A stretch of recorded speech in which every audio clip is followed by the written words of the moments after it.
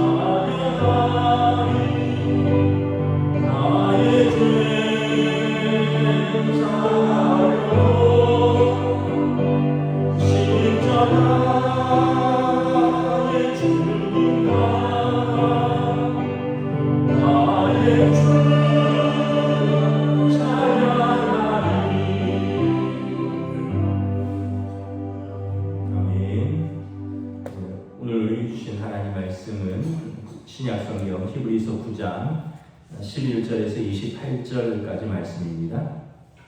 히브리서 9장 11절에서 28절까지 말씀입니다. 다 찾으신 줄 알고 저와 여러분들이 한 절씩 교도하도록 하겠습니다. 그리스도께서는 장래 좋은 일에 대제사장으로 오사 손으로 짓지 아니하는 것 곧 이 창조에 속하지 아니한 더 크고 온전한 장막으로 말미암아 염소와 송아지 필요하지 아니하고 오직 자기 피로 영원한 속죄를 인사 단번에 성소에 들어가셨느니라. 염소와 황소의 피와 및 암송아지의 죄를 부정한 자에게 뿌려 그 육체를 정결하게 하여 거룩하게 하거든. 하물며 영원하신 성령으로 말미암아 흠없는 자기를 하나님께 드린 그리스도의 피가 어찌 너희 양심을 죽은 행실에서 깨끗하게 하고 살아계신 하나님을 섬기게 하지 못하겠느냐. 이로 말미암아 그는 새 언약의 중보자시니 이는 첫 언약 때에 범한 죄에서 속량하려고 죽으사 부르심을 입은 자로 하여금 영원한 기업의 약속을 얻게 하려 하심이라. 유언은 유언한 자가 죽어야 되나니 유언은 그 사람이 죽은 후에야 유효한즉 유언한 자가 살아있는 동안에는 효력이 없느니라. 여러분으로 첫 언약도 피 없이 세운 것이 아니니 모세가 율법대로 모든 계명을 온 백성에게 말한 후에 송아지와 염소의 피 및 물과 붉은 양털과 우슬초를 취하여 그 두루마리와 온 백성에게 뿌리며 이르되 이는 하나님이 너희에게 명하신 언약의 피라 하고 또 이와 같이 피를 장막과 섬기는 일에 쓰는 모든 그릇에 뿌렸느니라. 율법을 따라 거의 모든 물건이 피로써 정결하게 되나니 피 흘림이 없은즉 사함이 없느니라. 그러므로 하늘에 있는 것들의 모형은 이런 것들로서 정결하게 할 필요가 있었으나 하늘에 있는 그것들은 이런 것들보다 더 좋은 제물로 할지니라.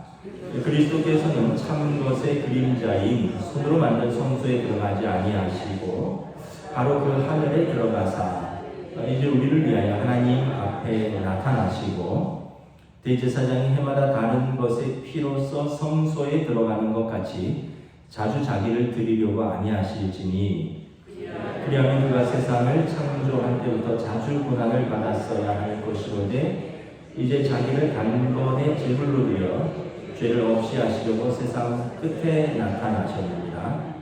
한번 죽는 것은 사람에게 정해진 것이요 그 후에는 심판이 있으리니 이와 같이 그리스도도 많은 사람의 죄를 감당하시려고 단번에 들이신 바 되셨고 구원에 이르게 하기 위하여 죄와 상관없이 자기를 바라는 자들에게 두 번째 나타나시리라.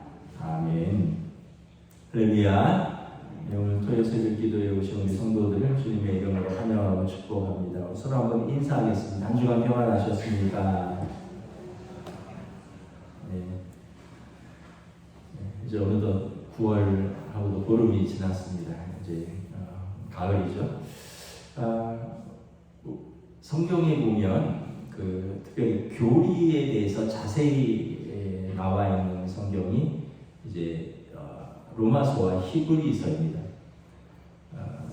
복음서는 예수님의 삶과 또 행적, 그의 인격과 사역을 자세히 기술했다면 이 로마서나 히브리서는 교리를 우리가 믿는 이 그리스도교의 교리를 그 도를 자세히 설명하고 있습니다. 특별히 로마서는 믿음으로 얻는 구원에 대한 교리를 자세히 설명하고 있고요. 히브리서는 우리가 믿는 예수 그리스도께서 하나님의 아들이시오 우리의 대제사장이 되신다는 것을 자세히 설명하고 있습니다.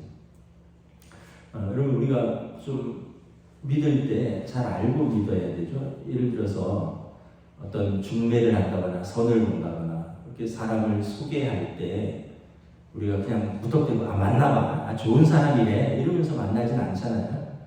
뭐 나이는 몇이냐, 직업은 뭐냐, 고향은 어디고 지금은 어디 살고 있냐, 부모는 뭐 하시냐, 그러면서 그 사람에 대해서 자세히 그래도 좀 어느 정도 알아보고 만나죠. 왜냐하면 평생 믿고 또 결혼해서 평생 믿고 사랑해야 될 사람인데 그런 것도 자세히 모르고 그냥 오다 가다 만났는데 좋은 사람이에요. 그냥 그렇게 해서 결혼하지는 않잖아요. 평생을 믿고 살아가려면 자세히 알아보고 또 그러한 서로에 대한 신뢰관계, 그래서 어떤 면에서 보면 이상하지 않은 거죠. 자세히 알아보는 게.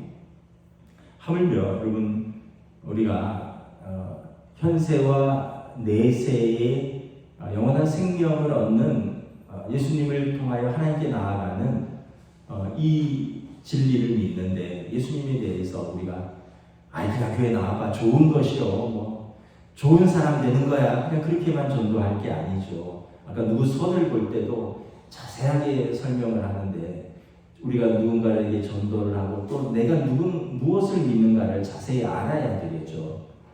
왜냐하면 우리의 현세와 내세의 생명이 달려있는 문제이기 때문에 그런 거죠.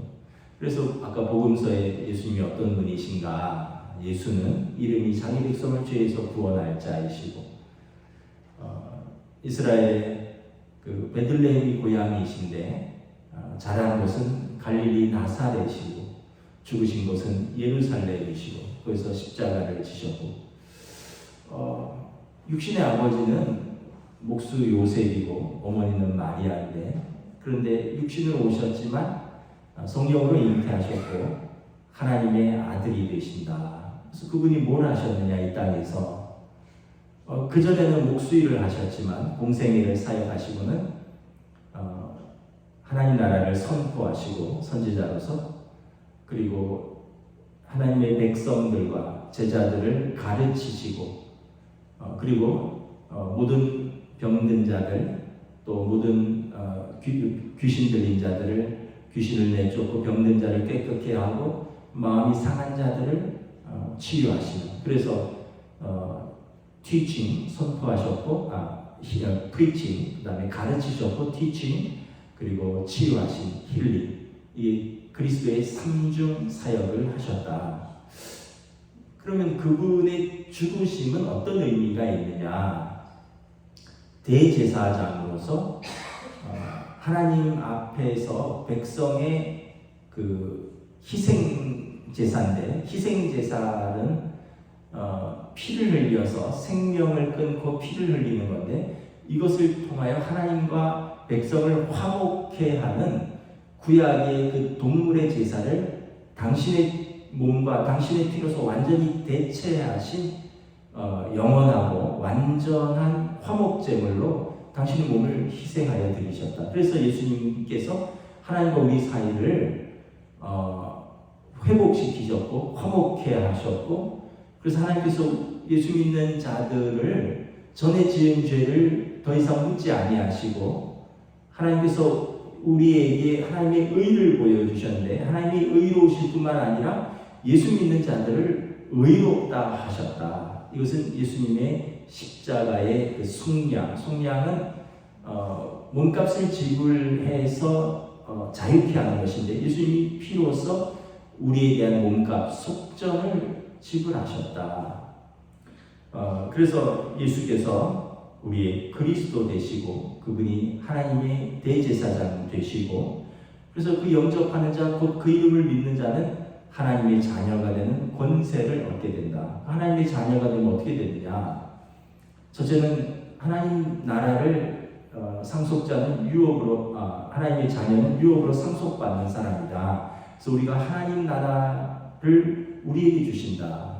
그리고 두 번째는 그 어떤 것도 그리스도 안에 있는 하나님의 사랑에서 우리를 끊을 수 없다. 그래서 그 현재의 고난은 장차 있을 영광과 좋게 비교할 수 없기 때문에 우리는 이 믿음을, 또 우리를 끊을 수 없는 그 사랑을 포기할 수 없다. 이게 여러분 그 로마서와 히브리서에서 쭉 나타나고 있는 복음의 교리입니다.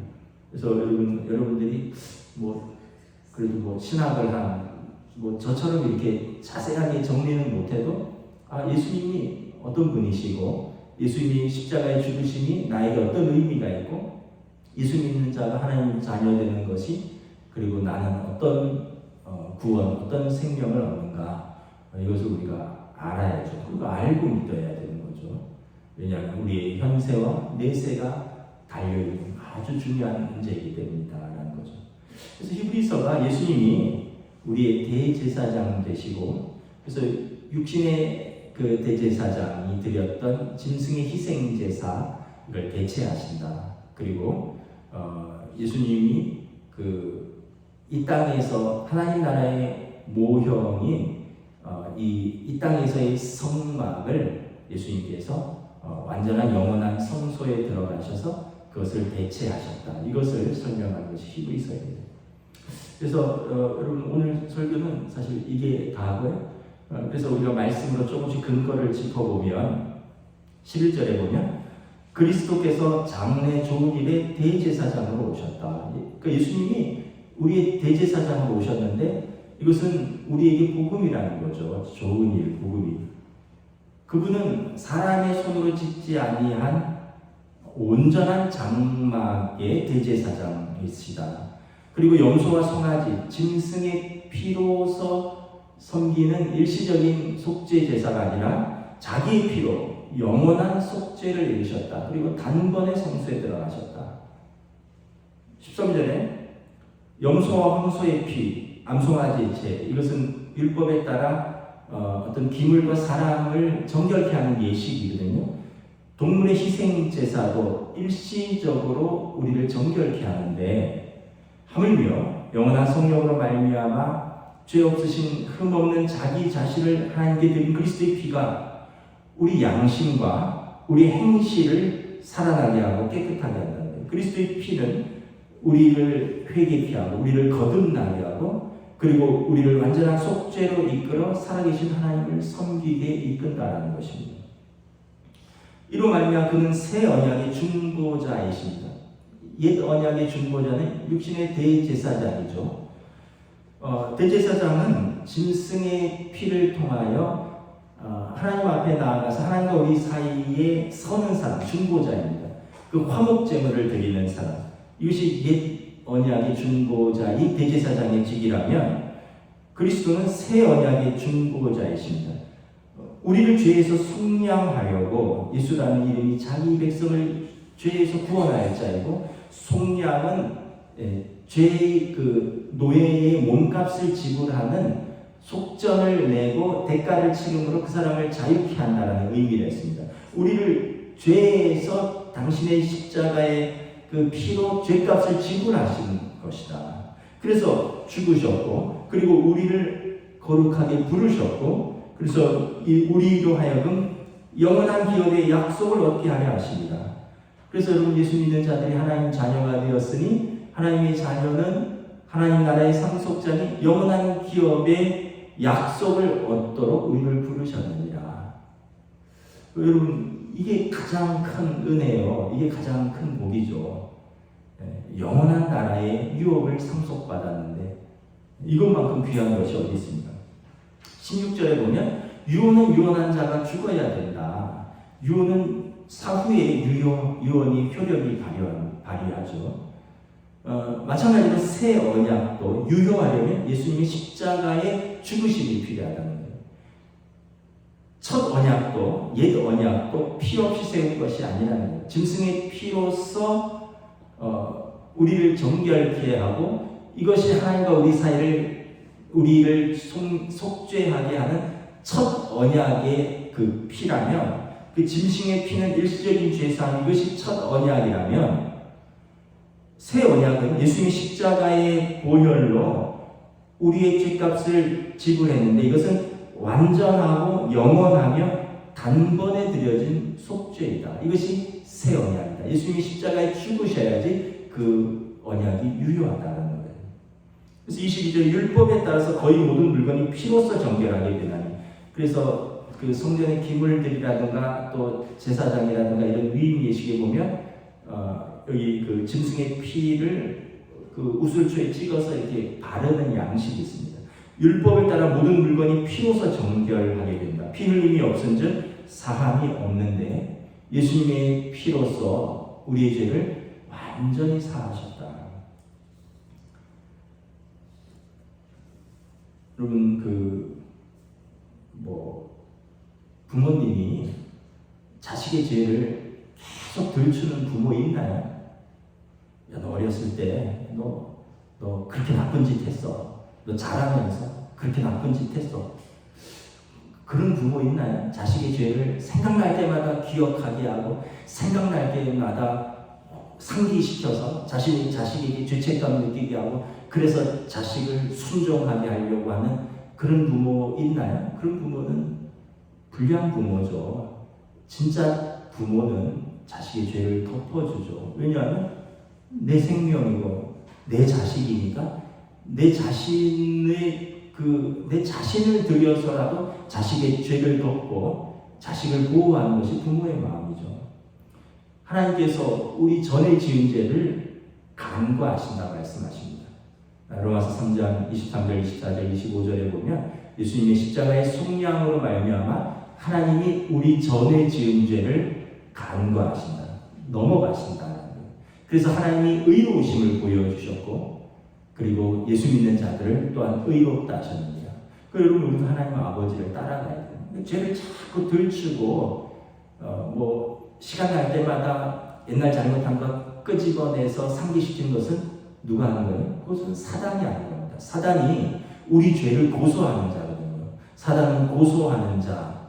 근데 예수님은 그것을 덮는 자. 하나님은 당신의 의로서 그것을 용서하시는 자. 성경은 분명하게 하나님 아버지는 어떤 분이신가를 알려줍니다. 우리도 그렇잖아요. 우리도 여러분 아이들의 죄라기보다는 잘못을 몰라서가 아니라 사랑하니까 덮고 사랑하니까 잊어버리고 그래서 죄보다 더 사랑이 큰 거죠. 왜냐하면 이것이 부모의 마음이고 이것이 부모의 의이고 이것이 부모의 사랑입니다. 하나님도 우리에게 그렇다는 것입니다. 이것은 예수님을 영접함을 통해서 일어나는 우리에게 주시는 은혜다라는 거예요. 우리가 죄가 없어서가 아니라 우리를 의인이라고 칭하는데 이 칭의잖아요. 우리를 의롭다 칭함은 우리가 의로워서가 아니라 의로우신 예수님이 우리의 죄값을 내셨기 때문에 하나님이 그 하나님의 아들의 십자가의 화목제물로 인하여 우리 죄를 더 이상 묻지 않기로 언약으로 약속하셨다는 것입니다. 그래서 23절에 보면 이 땅의 성막과 이 땅의 제사들, 이 땅의 대제사장들은 하늘에 있는 영원한 성막의 모형들이고 영원한 제사의 모형들이고 이 땅의 대제사장은 하나님의 아들의 대제사장의 모형입니다.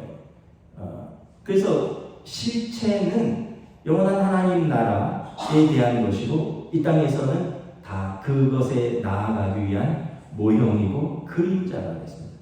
제가 주중에 새벽기도 설교하면서 모델하우스다. 실제 건축될 집에 들어가기 전에 모델하우스를 보면서 집이 이렇구나라고 짐작을 하고 우리가 그것에 대해서 이해를 하는 것처럼 이 땅의 예배, 이 땅의 제사, 이 땅의 제사장 직분, 이 땅의 성막들은 다 영원한 하나님 나라의 모형들이다. 그렇게 생각하면 여러분 우리가 그렇구나. 우리가 이 땅에 이 예배를 어떻게 드려야 되는가? 그리고 우리가 우리의 신앙생활을 어떻게 해야 되는가? 모형이라고 해서 우리가 함부로 해서는 안 되잖아요. 왜냐하면 모형이고 그림자인데 실체를 왜곡하거나 아니면은 우리가 그 실체에 더 나아가기 위해서 도움을 줘야지.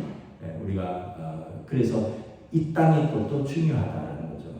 왜냐하면 모형을 잘 봐야지 실체를 더 우리가 짐작할 수 있을 것이. 그러나 고린도전서 13장 말씀처럼 지금은 거울을 보는 것처럼 희미하나 청동 거울이라고 했습니다. 옛날에 사도 바울 시대에 청동 거울을 보는 것처럼 희미하나 그때는 얼굴과 얼굴을 맞대어 보는 것처럼 정확하게 우리에게 알려주실 것입니다.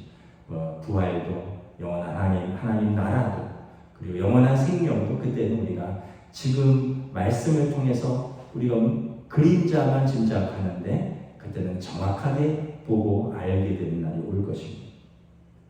그래서 24절에 보면 그리스도께서 참것, 실체라는 거죠. 그리고 손으로 만든 성소, 이것은 그림자라는 거예요. 이것을 예수님이 반복하지 않으시고 26절에 25절에 보면 대제사장, 육신의 대제사장은 해마다 다른 짐승의 피로서 성소에 들어갑니다. 오늘이 유대력으로 나팔절입니다. 신년입니다. 유대력은 음력인데 또 유대 음력이 좀 오늘이 아주 의미 있는 날입니다. 유대력으로 나팔절입니다. 그리고 다음 주가 대속죄일이 이렇게 되는 건데 여러분 새해에 대제사장이 짐승의 피를 가지고 성소 안에 지성소에 들어가서 속죄소에 양의 피를 바르며 자신과 자기 백성의 죄를 대속하는 그 의식을 하는데 예수님이 그렇게 반복되는 제사를 취하지 않으셨거든요. 그러려면 자주 고난을 받으셔야 돼요. 예수님이 육신의 대제사장이라면 26절에 육신의 대제사장이라면 예수님이 매년 예수님이 죽으셔야 되는 거죠. 자주 고난을 받으셔야 되는데 예수님은 하나님 나라의 대제사장이기 때문에 단번에 한 번으로 우리의 제사를 끝내셨다는 거예요. 그래서 29절에 한 번 죽는 것은 사람에게 정해진 것이요 그 후에는 심판이 있으리니 이와 같이 그리스도도 많은 사람의 죄를 감당하시려고 단번에 들이심 받으셨고 구원에 이르게 하시려고 죄와 상관없이 자기를 바라는 자들에게 두 번째 나타나시리라. 예수님의 초림은 여러분 십자가의 희생제사 화목제물로 오신 것입니다. 자기 백성을 죄에서 구원하시기 위해서 예수님의 초림은 십자가를 지시기 위해서 오셨고 예수님의 재림은 믿는 자들을 속죄하시고 자기를 바라는 자들을 구원에 이르게 하기 위해서 오셨다는 거예요. 그래서 초대교회 성도들은 인사가 마라나타였습니다. 마라나타. 우리처럼 부자 되세요, 꽃길만 걸으세요 이게 아니라 초대교회 성도들은 마라나타. 주님 다시 오시옵소서. 왜냐하면 주님 오시면 영원한 구원에 이르게 되기 때문에 그렇습니다. 그래서 죄와 재림 시에는 모든 믿는 자들은 심판의 주 앞에 그 생명책의 이름이 기록된 것으로 생명을 얻을 것입니다. 그래서 전에 지은 죄를 간구하시고 하나님이 자기의 의로우심을 나타내시고 예수 믿는 자들을 의롭다 하셨으니 그것은 법으로나 행위로나 아니라 오직 은혜로 믿음으로 얻은 것입니다. 그래서 공짜라는 거죠. 우리의 법으로 우리의 행위가 아니라 예수님의 은혜, 예수님의 십자가. 그래서 공짜라고 해서 진짜 공짜가 아니라 예수님이 그 대가를 지불하셔서 우리의 생명을 사셨다는 거예요. 여러분 만약에 여러분 사람마다 생각은 좀 다를 수 있지만 여러분 얼마를 주시면 내 생명을 내놓겠습니까? 옛날에 어떤 기사를 봤더니 1억이면 5억이면 죽을 수도 있다 그러는데 내가 죽었는데 5억이 무슨 소용이 있겠어요? 그리고 여러분 내가 살려면 또는 우리 아이들을 또는 우리 가족을 중환병에서 살리기 위해서 많은 돈이 든다면 그걸 아까워하고 그 집안 말아먹으니까 그냥 혼자 죽어라 이러는 가족이 있어요. 살리기 위해서 집을 팔아서 돈은 다시 벌면 되니까 최선을 다해서 치료하자. 왜냐하면 사랑하니까 대가를 지불하는 거잖아요.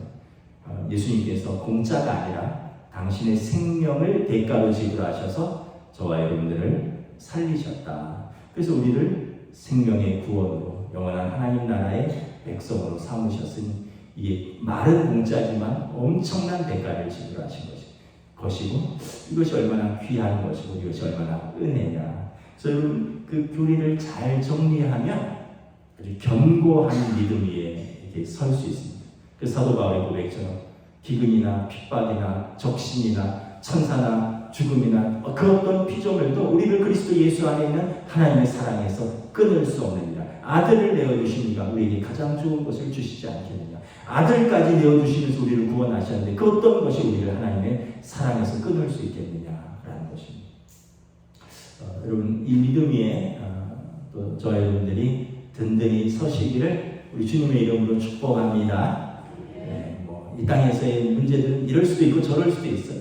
그건 누구에게나 일어납니다. 믿는 사람에게 안 일어나는 것이 아니에요.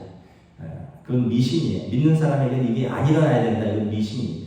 일어나지만 그럼에도 불구하고 그것이 우리를 하나님의 사랑에서 끊을 수 없다. 그러기에 우리는 그러한 상황에서도 믿음으로 승리한다. 이것이 우리의 고백인 것입니다.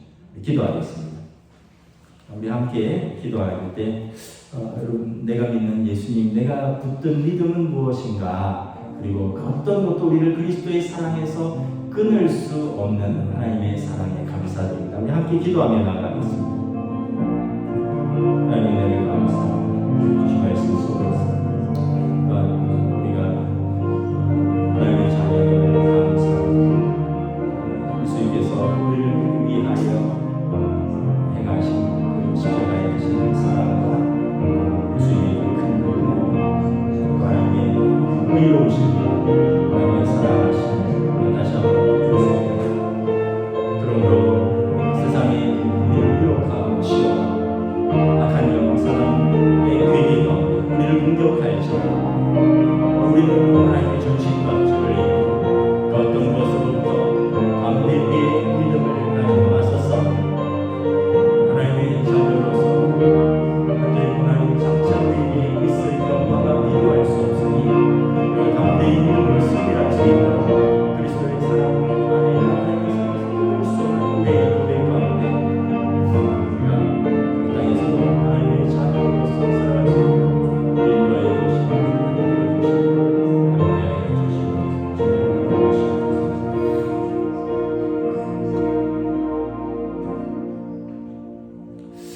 우리가 믿는 바를 우리가 깊이 유념하지 않으면 바닷물에 표류하는 배와 같이 표류한다라고 히브리서 기자가 처음에 말씀하셨고, 그러면서 예수님께서 우리의 큰 대제사장으로 오셔서 그분은 하나님의 대제사장이시고 그분의 대제사장으로서의 하나님과 우리 사이를 어떻게 속량하시고 화목해 하셨는지, 그리고 예수님의 십자가의 죽으심의 의미는 무엇이고 그것이 우리에게 가져온 엄청난 죄사함의 은혜, 하나님의 자녀됨의 권세, 그리고 그러므로 말미암아 그 믿는 자들에게 주시는 하나님 나라의 특권들, 그리고 그 어떤 것도 아들을 아끼지 않고 내어주신 그 하나님께서 우리를 그리스도의 사랑 안에 있는 믿음 안에 있는 그 사랑에서 우리를 끊을 수 없느니라 말씀하고 있습니다.